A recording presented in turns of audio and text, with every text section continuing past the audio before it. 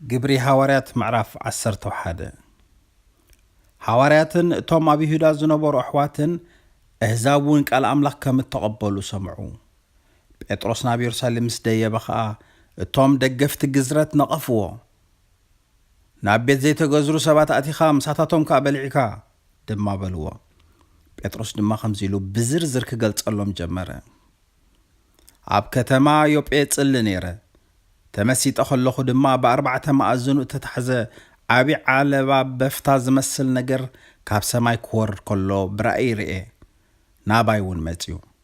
ናብኡ ምስ ጠመትኩ 4 መሓውር ዘለዎም እንስሳታት ምድርን ኣራዊት ለመምትን ኣዕዋፍ ሰማይን ኣስተብሂለ። ጴጥሮስ ተንሳ ሓሪድካ ብላዕ ዝብል ድምፂ እውን ሰምዐ። ኣነ ግና ጎይታይ ርኹስ ወይ ዘይንጹህ ኮቶ ናብ ኣፈይ ኣትዩ ስለ ዘይፈልጥ ኣይከውንዩ ኢለ። ካልኣይ ሳዕ ነቲ ኣምላኽ ዘንጽሖ ደጊም ንስኻ ርኹስ ኣይትበሎ ዝብል ድምፂ ካብ ሰማይ መሊሱለይ። እዚ ኸዓ ሳልሳይ ሳዕ ኮይኑ ኩሉ ድማ ከም ብሓድሽ ናብ ሰማይ ተሳሒቡ። ኣብታ ህሞት እቲኣ ኸዓ ካብ ቂሳርያ ናባይ ተላእኩ 3 ሰብኡት ኣብታ ዝነበርኩዋ ቤት ደው ኢሎም ነይሮም። መንፈስ ከዓ ከይተጠራጠርኩ ምሳታቶም ክኸይድ ነጊሩኒ። እዞም 6 ኣሕዋት ከዓ ምሳይ ከይዶም ናብ ቤት ሰብኣይ እውን ኣቲና።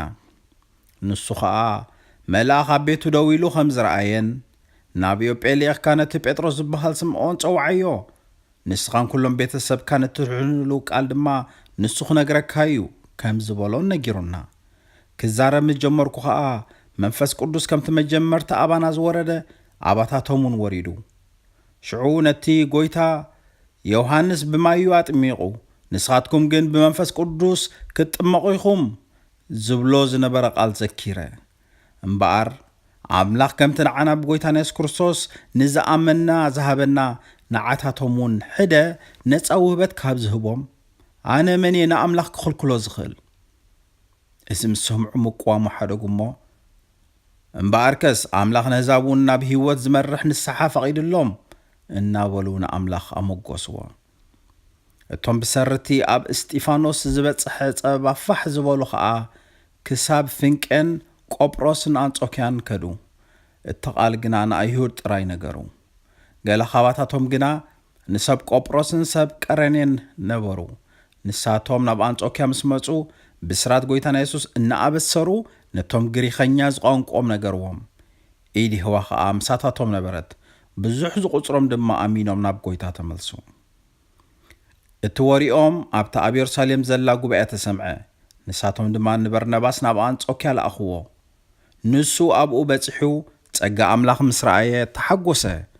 ካብ ልቦም ቆሪጾም ብጎይታ ጸኒዖም ክነብሩ ኸዓ ተሃብዖም። ከመይሲ ንሱ መንፈስ ቅዱስን እምነትን ዝመልኦ ሕያዋይ ሰብኣይ ነበረ። ብዙሕ ህዝቢ ኸዓ ናብ ጎይታ ተወሰኸ። ንሱ ድማ ንሳውል ኬናድዮ ናብ ጠርሴስ ከደ። ምስ ረኸቦ ድማ ናብ አንጾኪያ ኣምጽኦ። ሙሉእ ዓመት ከዓ ምሳታቶም ኣብታ ጉባኤ ተኣከቡ። ንብዙሕ ህዝቢ እውን መሃሩ። እቶም ደቀ መዛሙርቲ ብመለኮታዊ መምርሒ ክርስቲያናት ተባሂሎም እተሰሚዩ ድማ ንፈለማ ግዜ ኣብ አንጾኪያ ነበረ። በተን መዓልታት እቲአን ነቢያት ካብ ኢየሩሳሌም ናብ አንጾኪያ ወረዱ። ሓደ ኻባታቶም ከዓ ኣጋቦስ ዝስሙ ተንሲኡ ኣብ ኩሉ ዓለም ብርቱዕ ጥሜት ከም ዝኸውን ብመንፈስ ተዛረበ። እዚ ድማ ብዘመን ቅላውዲዎስ ኮነ። እቶም ደቂ መዛሙርቲ ከዓ ነፍሲ ወከፎም ከከም ዓቕሙ ነቶም ኣብ ይሁዳ ዝነብሩ ኣሕዋት ረድኤት ክሰድሎም ወሰኑ። ነዚ ድማ ብኢድ በርነባስን ሳውልን ገይሮም ናብቶም ሽማግሌታት ብምልኣኽ ገበርዎ።